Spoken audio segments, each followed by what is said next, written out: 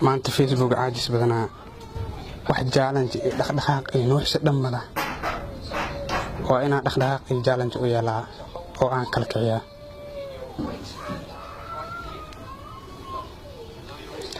ma aha waxaan wax lagu jiri karo wallahi maanta soo yahay waa ina wax ka bedelaa